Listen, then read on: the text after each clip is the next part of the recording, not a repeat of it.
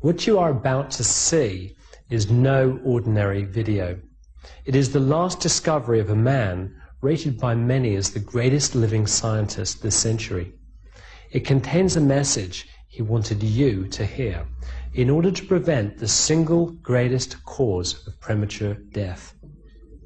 Dr. Linus Pauling, the only scientist ever to have won 2 unshared Nobel Prizes, as well as 48 honorary doctorates, realized that the foundation of health depends on taking into the body the right molecules, the right food. He called this approach orthomolecular medicine. His investigations into the extraordinary properties of vitamin C led him and his associate Dr. Matthias Rath to uncover what may prove to be the primary cause of heart disease. The case of Gary, my first patient to follow Dr. Linus Pauling's recommendations, illustrates the importance of what you're about to hear. Gary first came to see me after having had 3 strokes. He had such severe angina that a brisk walk would bring on extreme pain. Tests showed that one of his coronary arteries was completely blocked. He had high blood pressure and was taking 3 drugs to help control this. Within only 5 months following Dr. Pauling's recommendations given on this video, he had a normal blood pressure without drugs and could get his heart rate up to 180 beats per minute without experiencing any pain whatsoever. Gary is one of many people whose lives have been saved by what you're about to hear. So listen carefully. Who knows, your life too may depend on it.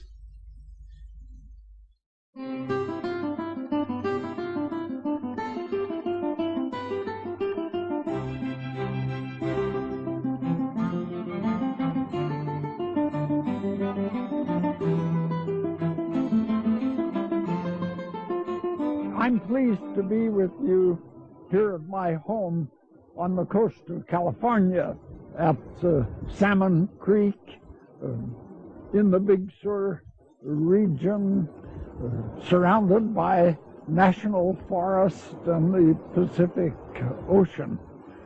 And I'm glad to be able to participate in an international conference dealing with the prevention of disease, especially of cardiovascular disease, and of the value of improved nutrition, especially vitamins, essential amino acids, and other orthomolecular substances in the improvement in the health and well-being of human beings all over the world.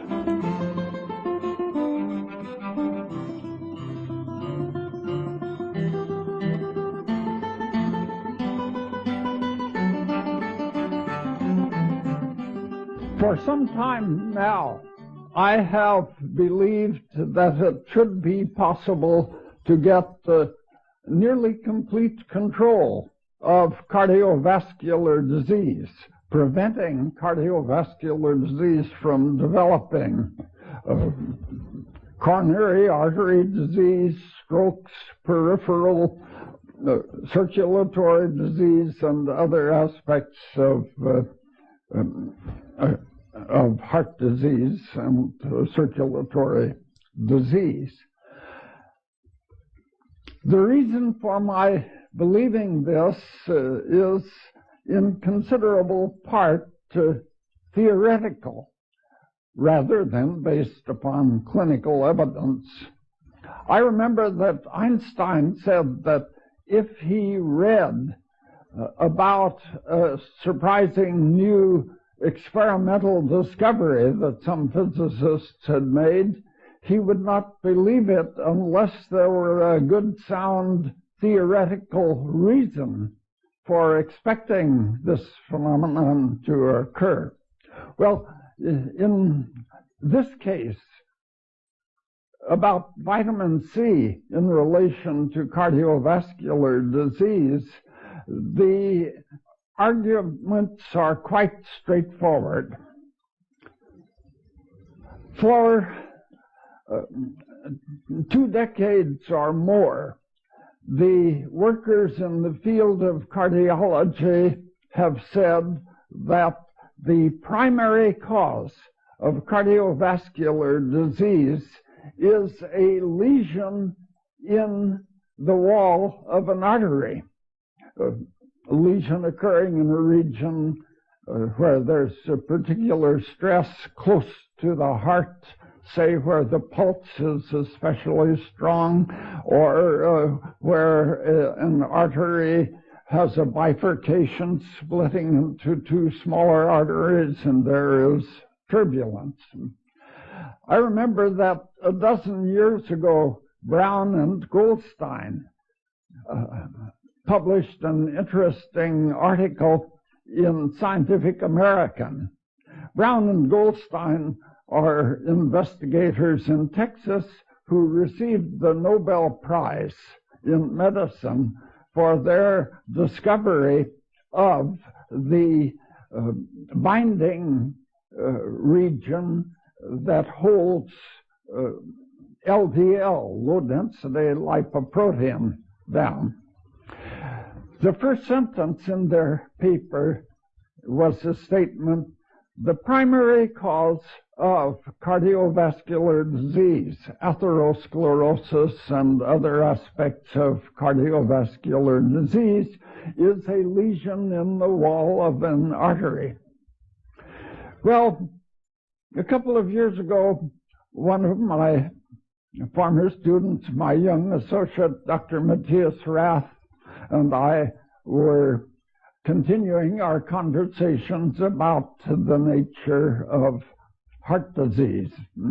I mentioned that Brown and Goldstein had made the statement that the primary cause of cardiovascular disease is a lesion in the wall of a blood vessel, an artery, which is followed by a whole cascade of efforts by the human body to control this lesion, to heal this lesion. Fibrin and fibrinogen laid down, and the cells get stuck there, become foam cells. There are many effects that occur after what they call the primary cause, the development of the lesion. So I said, here's a question. Why should there be a lesion in the wall of a blood vessel? I think I know what the answer is. The answer is that people do not get enough vitamin C. Almost everyone in the world suffers from a deficiency in vitamin C. Vitamin C is a very powerful and important nutrient. It does many different things in the human body, such as potentiating the immune system, making the immune system more effective in protecting us against disease. But there's one very important thing that vitamin C does that is related to heart disease. The tissues of the human body are made strong and tough by fibrils of the protein collagen.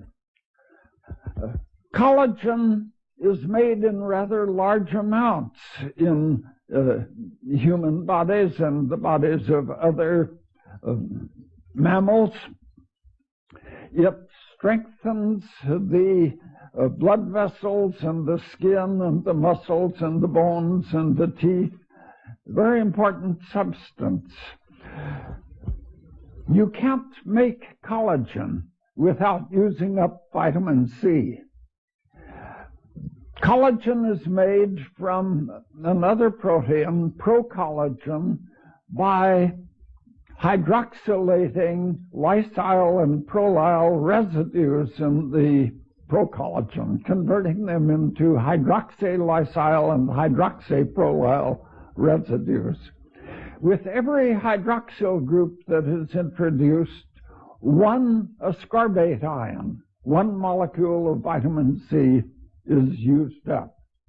So people who have a low level of vitamin C in their bodies because of a low intake of foods containing it or because of not taking vitamin C supplements do not make enough collagen to make their tissues strong, and in particular, not enough to make the blood vessels strong. People who don't get any vitamin C for 2 or 3 months die of scurvy. Half of the people who die of scurvy die because of internal bleeding. The blood vessels become so weak that they just burst open and the patient dies as a result. The other half die of some current infection. The scorbutic patients are not able to protect themselves because they don't have enough vitamin C to make the immune system work effectively. So, the primary cause, and we published this a little over a year ago in the Journal of Orthomolecular Medicine, the primary cause of cardiovascular disease is too small an amount of vitamin C in the human body. The result of that is that a lesion develops in the arterial wall, and that is followed by the whole cascade of efforts to heal the lesion, and including ultimately laying down atherosclerotic plaques of lipoprotein. Well, here we have now an understanding of why cardiovascular disease has such a high incidence in human beings. Human beings are not able to make vitamin C, and they don't get enough of it in their foods to put them in really good health.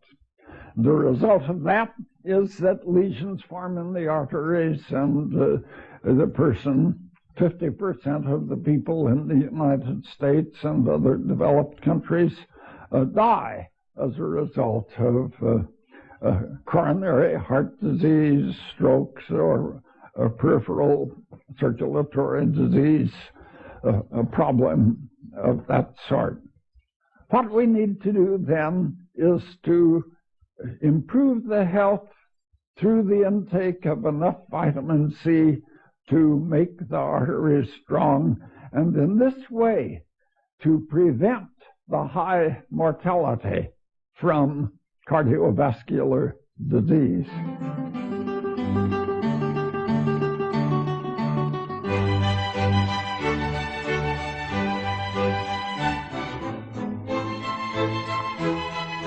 Now, one important fact is that animals in general don't develop cardiovascular disease that is similar to human cardiovascular disease.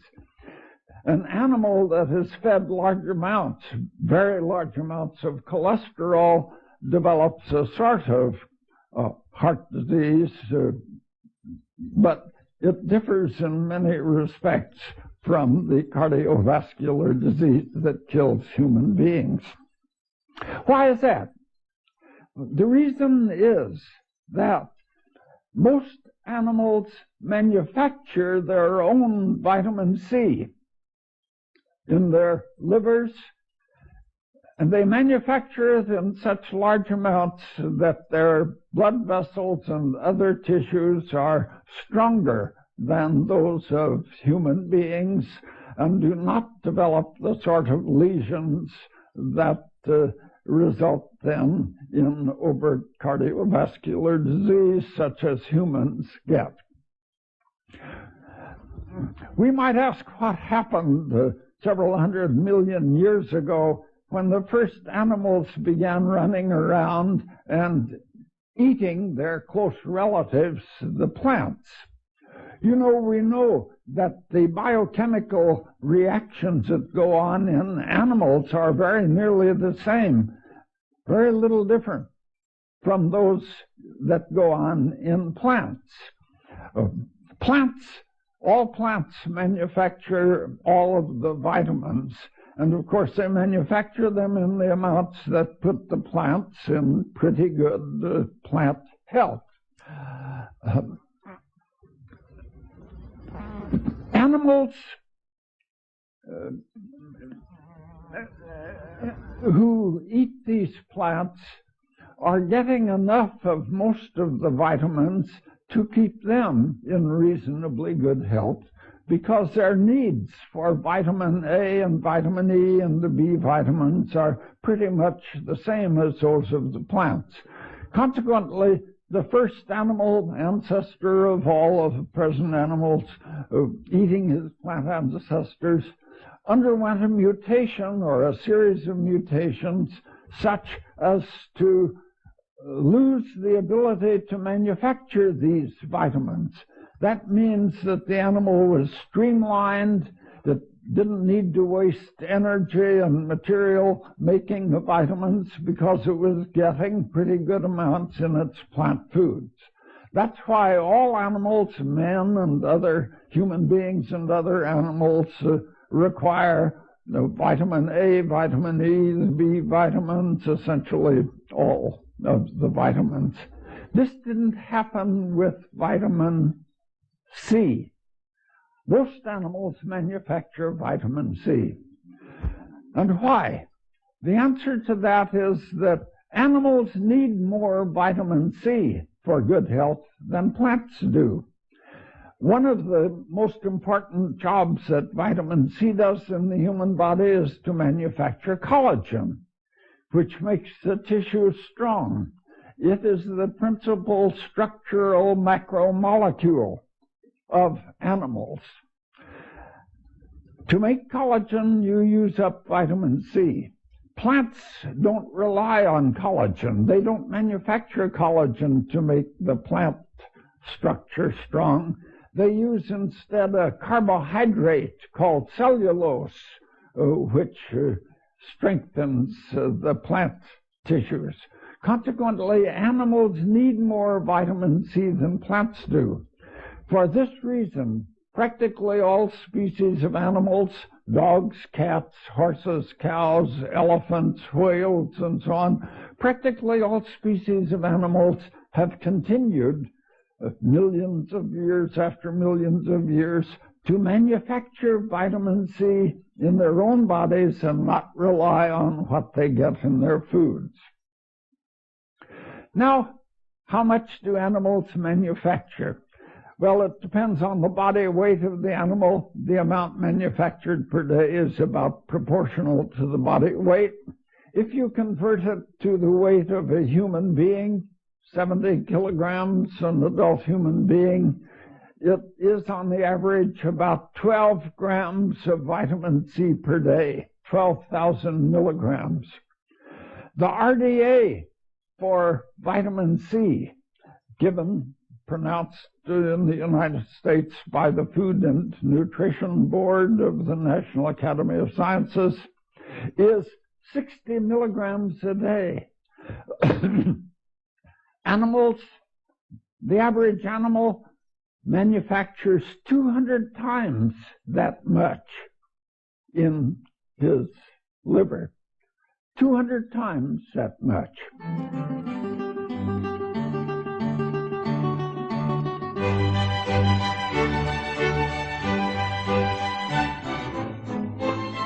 Why is the RDA 60 milligrams? The statement by the Food and Nutrition Board is that vitamin C is important because it prevents scurvy. And many careful studies have shown that 60 milligrams a day is enough to keep almost all human beings from developing scurvy. And I agree, it is. 60 milligrams a day will do that job. What these medical and nutritional authorities have not done is to ask the question, could it be that larger intakes of vitamin C have much greater value in improving the health of human beings, and especially in the prevention of disease, and as adjuncts to appropriate conventional therapy in the treatment of disease? This is a question that I began to think about around 25 years ago.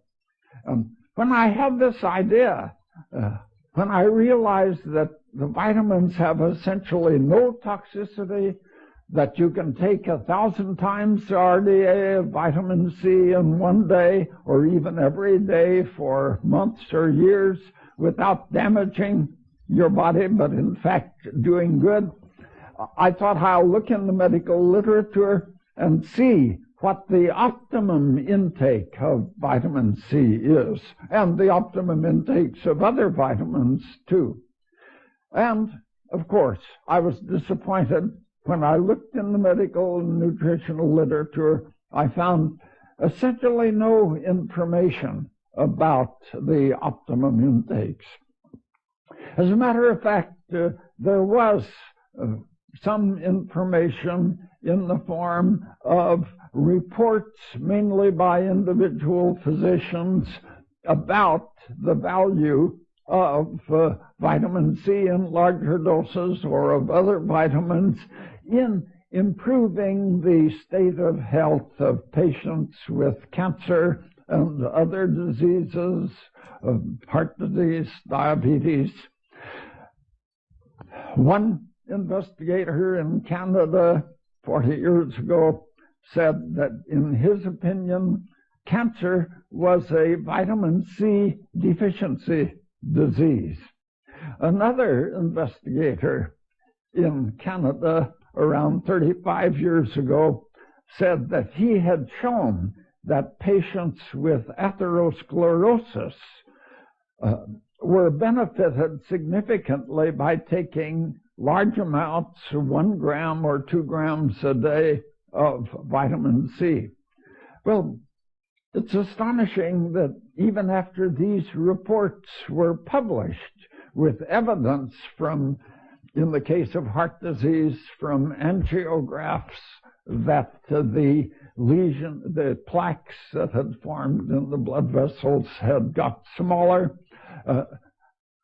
the medical establishment paid no attention to this. Essentially, no research was done.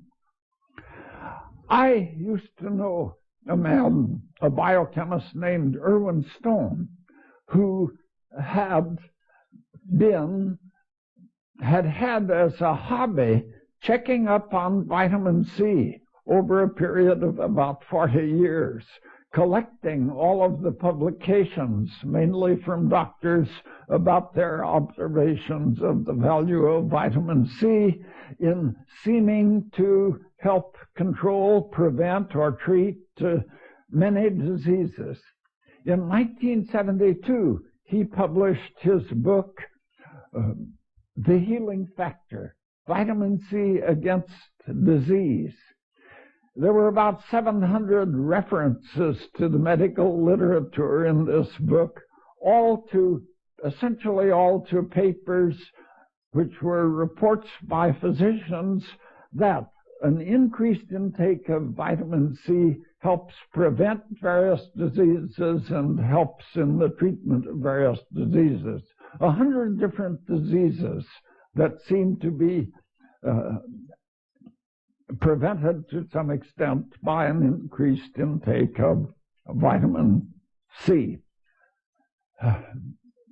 I think this book and the books that I myself published, such as Vitamin C and the Common Cold, had quite an effect on the public in general, but rather little effect on the medical profession, the medical establishment.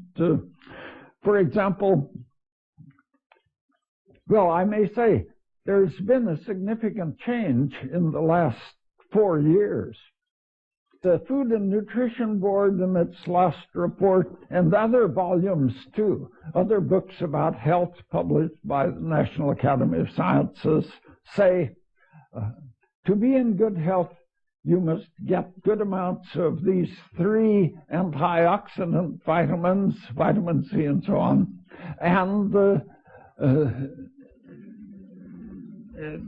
then the books go on to say, but don't take vitamin supplements. This seems to me just purely irrational. I just can't understand why they include this advice, don't take vitamin supplements. You may have trouble finding foods that are high in the antioxidant vitamins, and of course they're expensive. And more than that, the amounts of these vitamins that I recommend to people for protection against heart disease and cancer and diabetes and various other diseases, for prevention of these diseases, are much larger than the amounts that you can get in your foods, no matter how carefully you select your diet. So I'm hoping that the next step will be that the nutritional authorities and the medical authorities will include in their recommendations that supplementary vitamin C be taken. In fact, a little over a year ago, 3 investigators who are to some extent associated with the institute in which I work published the first really completely reliable epidemiological study about the value of supplementary vitamin C in the prevention of disease. The principal author of this paper was Dr. James Enstrom, who is a well-respected epidemiologist in the University of California in Los Angeles School of Public Health. The project was undertaken because of another associate of mine, Martin Klein, who is one of the co-authors. Martin Klein used to be connected with the Department of Health, Education, and Welfare in the United States. He remembered that this department had carried out a very large and expensive study of 11,348 adult human beings in the United States in 10 different regions over the country.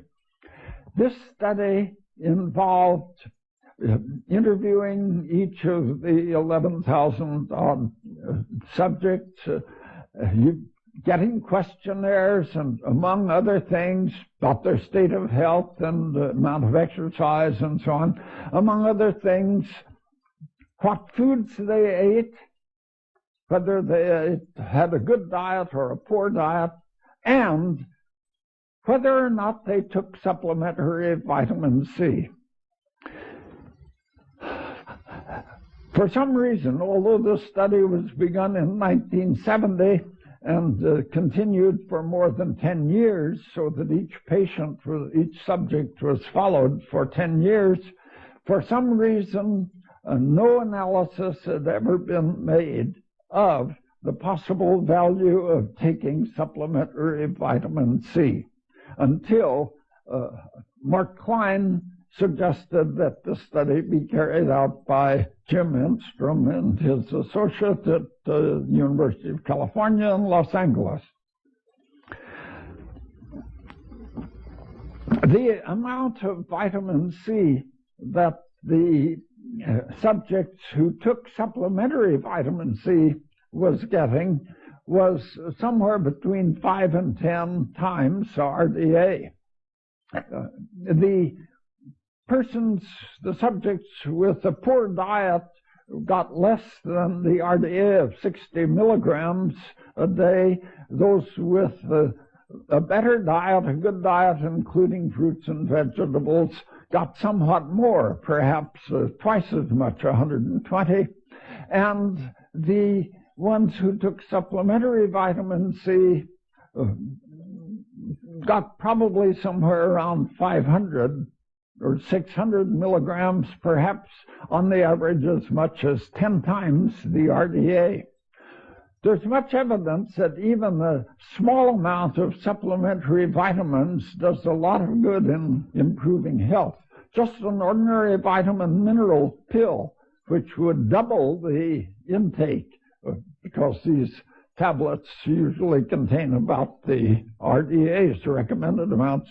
Just taking a supplementary vitamin mineral pill does a lot of good. But taking more, 5 or 10 times as much vitamin C, clearly does much more good. In this investigation of the 11,348 subjects, followed for 10 years, information was obtained about the death rate and the causes of death. The study carried out by Dr. Enstrom and his associates gave the result that men who took supplementary vitamin C, not a great amount, just 5 or 10 times on the average, the RDA, had 42% smaller age-standardized death rate from cardiovascular disease, heart disease, and strokes than men who just had a good diet but didn't take extra vitamin C. 42%. Their death rate, presumably the incidence of cardiovascular disease and the death rate, cut nearly in half, apparently just by taking this rather modest amount of supplementary vitamin C. The death rate from cancer of these men was decreased by 25%, and the death rate from diabetes, infectious diseases, was decreased by about 15%. The women in this study also were benefited, but to a somewhat smaller extent than the men.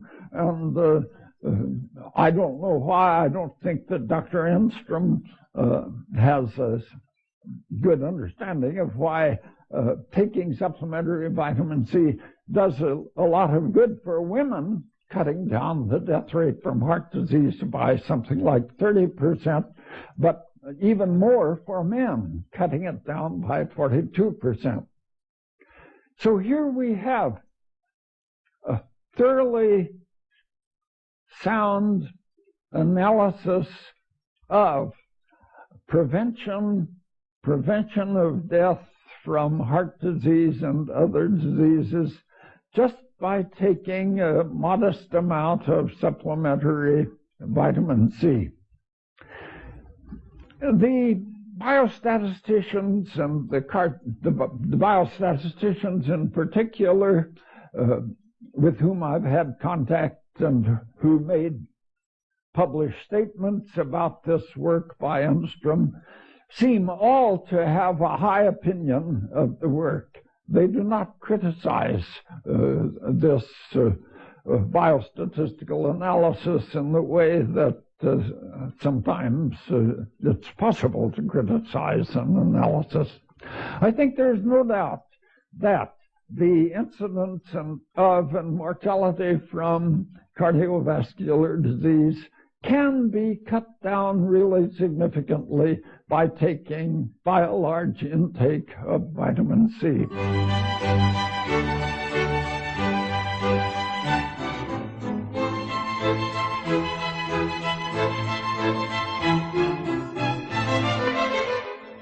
I read a lot, actually hundreds of papers, about cholesterol, low-density lipoprotein cholesterol in the body and high-density lipoprotein cholesterol.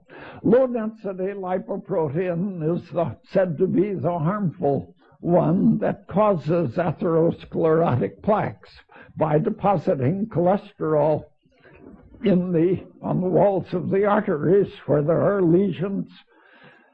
A high-density lipoprotein is the good lipoprotein. These lipoprotein molecules pick up cholesterol in the tissues and carry it back to the liver to be reprocessed or got rid of in the form of bile acids.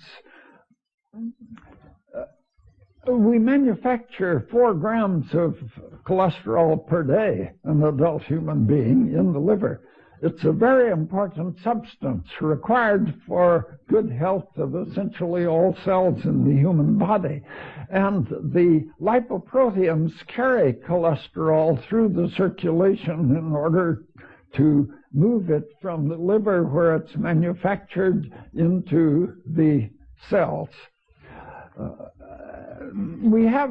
You can't go on manufacturing 4 grams of cholesterol a day without getting rid of some of it, or you'd pretty soon be turned into nothing but cholesterol. The mechanism of getting rid of cholesterol is to hydroxylate it into bile acids.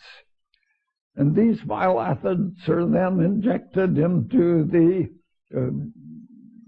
intestines and eliminated, although some of them are reabsorbed in the lower bowel and reconverted to cholesterol. Vitamin C is required to convert cholesterol into bile acids. So vitamin C provides us with a mechanism of protecting the body against having too much cholesterol. This is probably the main explanation of why many investigators who have studied vitamin C in relation to cholesterol have reported that having a high level of vitamin C in your body is correlated with having a low level of cholesterol.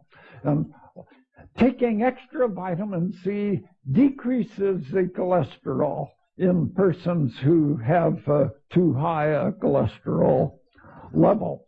It helps to stabilize the concentrations of cholesterol in the body at the right levels. Another way in which vitamin C and vitamin E and beta-carotene function to provide protection against heart disease is their antioxidant activity in preventing the oxidation of cholesterol to oxidized cholesterol. Oxidized cholesterol is the really harmful form, and the vitamin C and the other vitamins, the antioxidant vitamins, protect us by preventing this oxidation. Now, there's been an interesting development during the last 4 years, starting about 35 years ago, in fact. Dr. Kåre Berg, who is now Professor Kåre Berg in Oslo, Norway, discovered a new lipoprotein in the blood of human beings. He named it lipoprotein A, lipoprotein small a. And ever since then, there have been many investigators interested in cardiovascular disease studying lipoprotein A and the protein part, which is called apoprotein A. The amino acid sequence is known, and it is known just what lipoprotein A is. Lipoprotein A could be said to be a derivative of LDL, low-density lipoprotein. The LDL molecule consists of a protein called apoprotein B, very large protein, 100,000 atoms in the molecule, which acts as the shell of a sphere, the interior of which consists of fats, lipids, especially cholesterol and triglycerides, but mainly cholesterol. And when apoprotein A is attached to the apoprotein B100 to make a protein double that size, then that new lipoprotein, the interior being filled with cholesterol and other lipids, this new lipoprotein is present in the circulation, but usually in most people in rather small amounts, and some practically zero, and some 20 or 50 or 100 milligrams per deciliter. A number of years ago, investigators mentioned that in the atherosclerotic plaques, usually described as consisting of LDL, low-density lipoprotein, immunological studies showed that lipoprotein A is present. During the last dozen years, 12 or 14 years, Dr. Ursula Weisiegel in the medical school of the University of Hamburg in Germany has been studying cardiovascular patients with respect to lipoprotein A. And year after year, she carried out studies. She and her assistants carried out studies. About 4 years ago, she and her student, Matthias Rath, who later became an associate of mine, and 2 or 3 others, carried out a very careful study of tissues, aortas, from patients who had had bypass operations involving removal of these arteries and replacement with saphenous veins, the bypass operation. And they were able to show that, in fact, the atherosclerotic plaques consist entirely of lipoprotein A, lipoprotein small a. No ordinary LDL, just lipoprotein small a. Moreover, other investigators have reported that if you have less than 20 milligrams, say between 10 and 20 milligrams of lipoprotein A in the human body, you don't develop cardiovascular disease, atherosclerosis and cardiovascular disease. Dr. Rath and I said the reason that human beings have so much lipoprotein A in their bodies is that their blood vessels are weak because of not having enough vitamin C to synthesize enough of the proteins, the fibrous proteins, collagen and elastin, to make the blood vessel strong. And lipoprotein A is laid down on the walls of the blood vessels to help strengthen it, that it is working as a surrogate for vitamin C.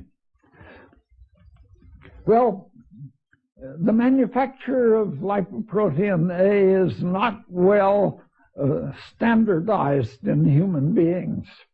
The amount that puts people in the best of health is 10 to 20 milligrams per deciliter. And people with that amount or a smaller amount do not have cardiovascular disease. But about half of the people in the countries where it's been studied have more than 20 milligrams, as much as 100 milligrams of lipoprotein A, and they are the ones who die of cardiovascular disease. The principal risk factor for cardiovascular disease is the amount of lipoprotein A in the blood. If you have more than 20 milligrams per deciliter, you are at risk. Well, of course, not many people know, perhaps 1% or fewer, even in the United States and Great Britain, Canada, know how much lipoprotein A they have in their blood, because if you send blood in for analysis, they don't report it.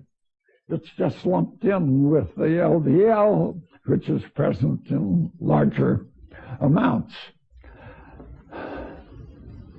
But it would be a good idea for people who have more than 20 milligrams of lipoprotein A in their bodies to take action to prevent the development of cardiovascular disease. So now, what can they do?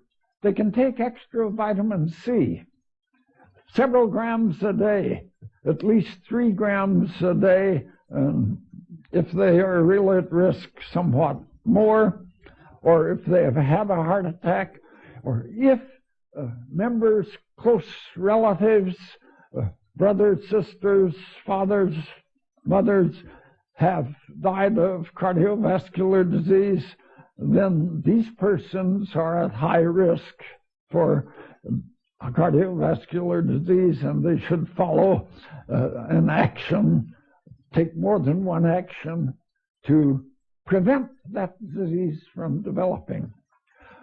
One thing that is known, we have studied it and others have studied it, is that if you take large amounts of vitamin C, the level of lipoprotein A in the blood decreases. So that's a method of cutting down on the chance of cardiovascular disease. And of course, that also lowers the cholesterol level. Cholesterol is involved to some extent, and helps prevent the oxidation of the cholesterol to oxidized cholesterol. But there's something else that a person who is at risk, or any person, can do to cut down the incidence of and mortality from heart disease and strokes and peripheral arterial disease. We can ask, why are plaques of lipoprotein A formed in the arteries in places where lesions have occurred and the fibrin and fibrinogen has been laid down? Why? Well,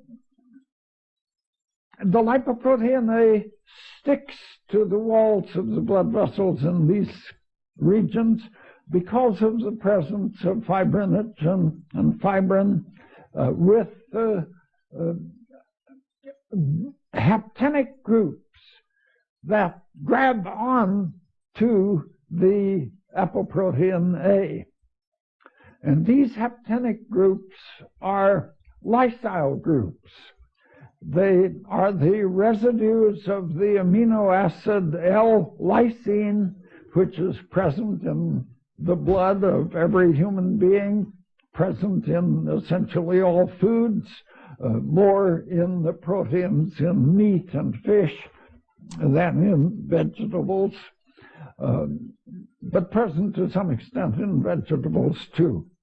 It is one of the essential amino acids, lysine. A young adult male person needs about 800 milligrams a day of lysine to keep in nitrogen balance. There are 8 essential amino acids. Of the 20 amino acids, the human body can synthesize about 12, but it requires 8 from the food, from exogenous sources, including lysine.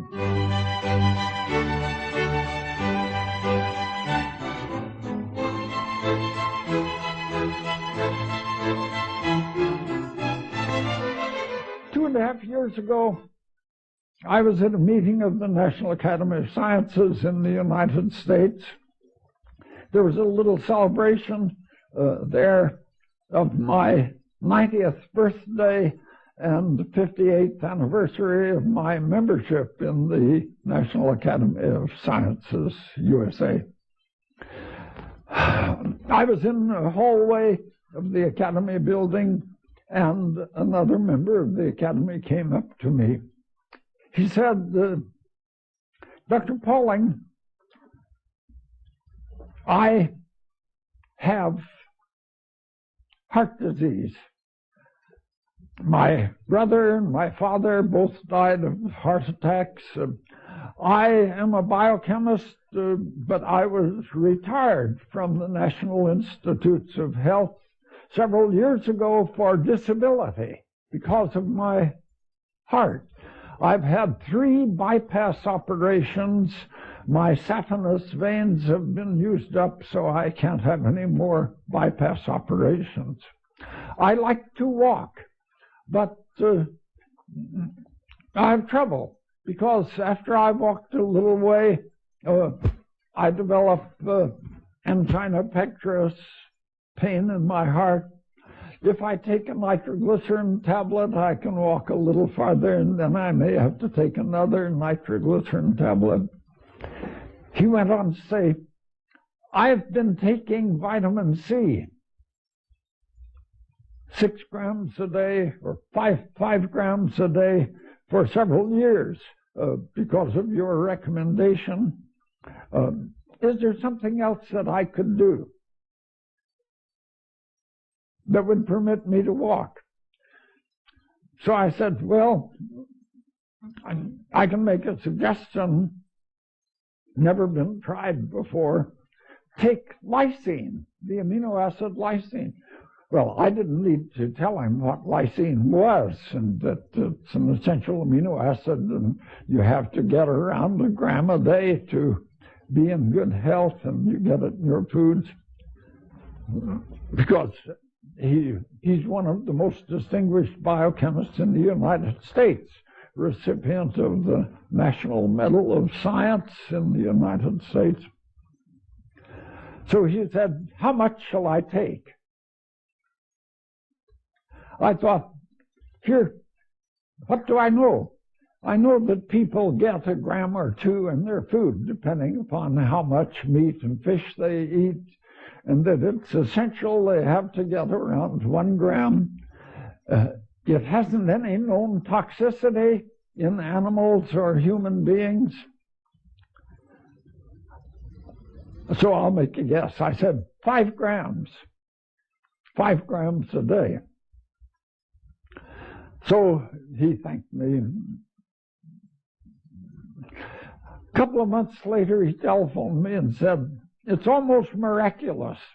I started taking a gram a day and then 2 grams and so on. Within a month after I had reached 5 grams a day of lysine in addition to my 5 grams of vitamin C, I could walk 2 miles without any nitroglycerin tablets or without any pain in the chest. And he said he had cut down the amount of heart medicine he was taking in half. It's almost miraculous, he said. So another couple of months went by, and he telephoned me and said, I was feeling so good the other day that I cut down a big tree in our yard and was chopping it up for wood, and I was also painting the house, and I got chest pains, despite his 5 grams of lysine and vitamins. So he said, so I went up to 6 grams a day of lysine and 6 grams of vitamin C, and now I'm continuing chopping up the tree and painting the house. And now, a couple of years later, he's still in fine health. And so I published this case history, and another heart patient wrote to me. Well, I shan't go into detail about her. She suffered from angina. She had a television show, and if she were under stress in connection with the television show, she had to take a nitroglycerin tablets. If she climbed a flight of stairs, her chest would hurt, and she was taking 6 or 7 nitroglycerin tablets a day for several years. Also, she was taking vitamin C.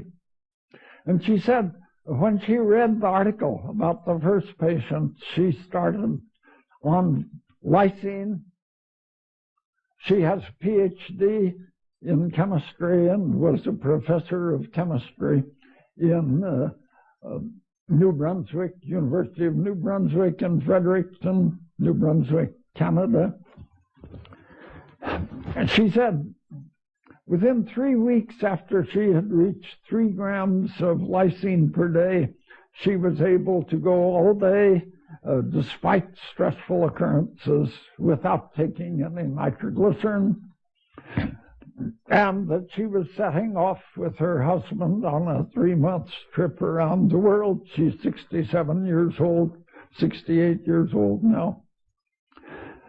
So that account was published, and also another patient, so that I shan't go into detail about, a patient who had had 2 extensive bypass operations and was told that he was in bad shape with his arteries clogged, the coronary artery clogged, and that he was not a candidate for another bypass operation or for another angioplasty.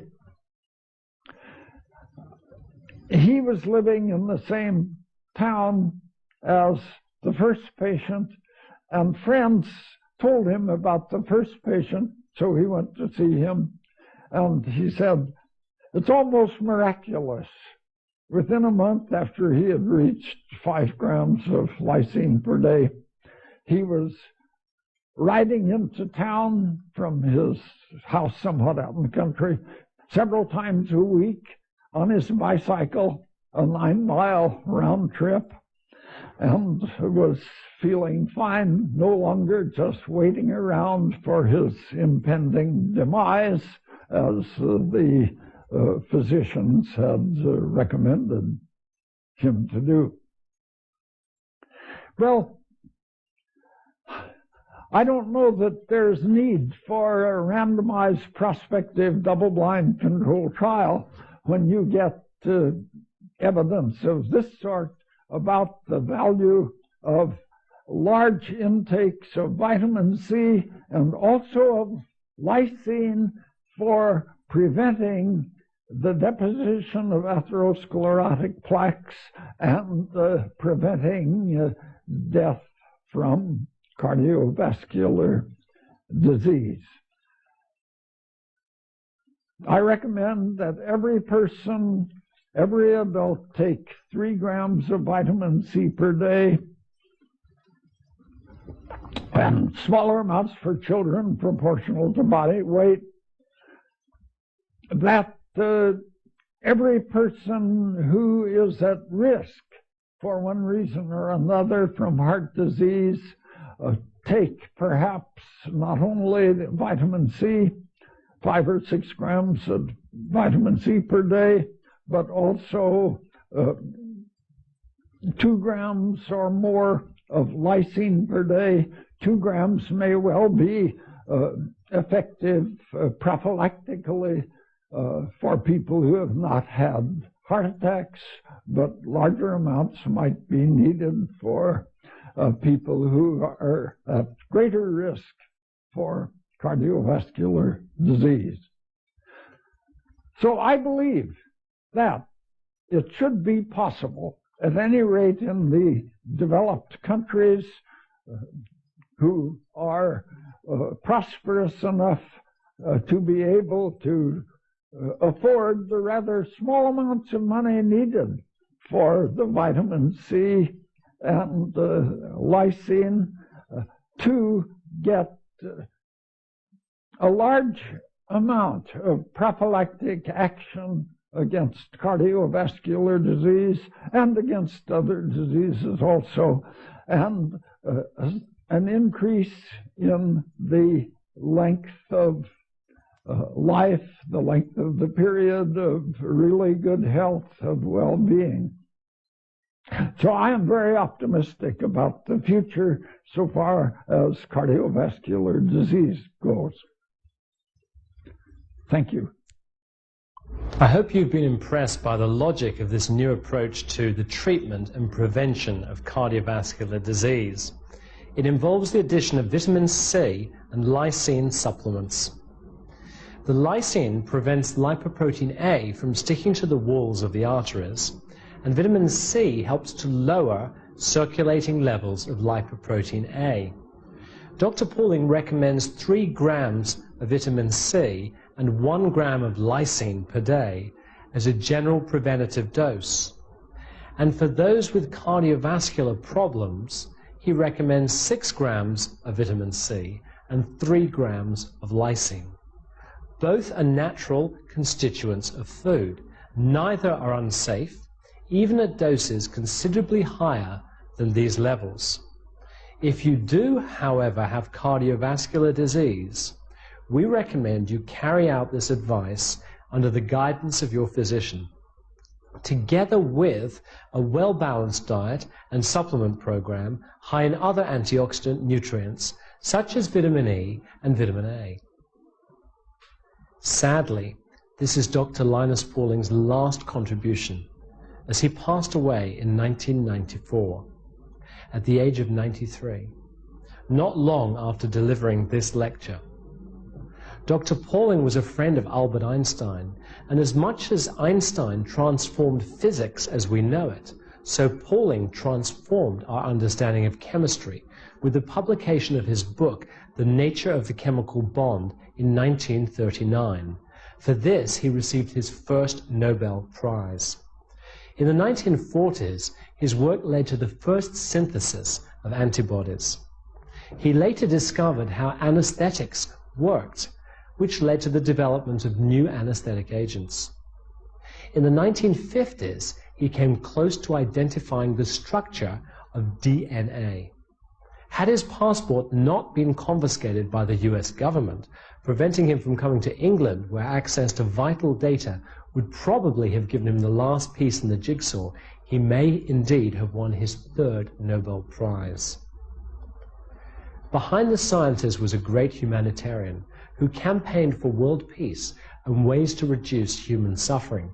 In 1958, he presented the United Nations with a petition signed by 11,021 top scientists from around the world, urging an end to nuclear weapons testing. And in 1962, he was awarded the Nobel Prize for Peace. The ban on nuclear weapons testing was effected on the day he received his 2nd Nobel Prize. In 1965, his attention turned to the field of nutrition, and particularly the health-promoting effects of vitamin C. He identified the role of vitamin C in preventing many diseases, from colds to cancer. Thanks to him, millions of people now supplement vitamin C and are healthier as a result. I came across his work in the late 70s and was struck by his simple and completely logical concepts, which inspired me, then a psychologist, to investigate the whole idea of disease being the result of suboptimum nutrition. When I first met him in 1990, I knew I was in the presence of someone very special. Linus had a delightful twinkle in his eye that was full of wonder, an open mind backed up by a superb intelligence and encyclopedic knowledge. Optimum nutrition, he told me, is the medicine of the future. For all those who've been inspired by his words, we share the loss of a truly great man, whose vision has uplifted and will continue to uplift humanity. That was his true genius.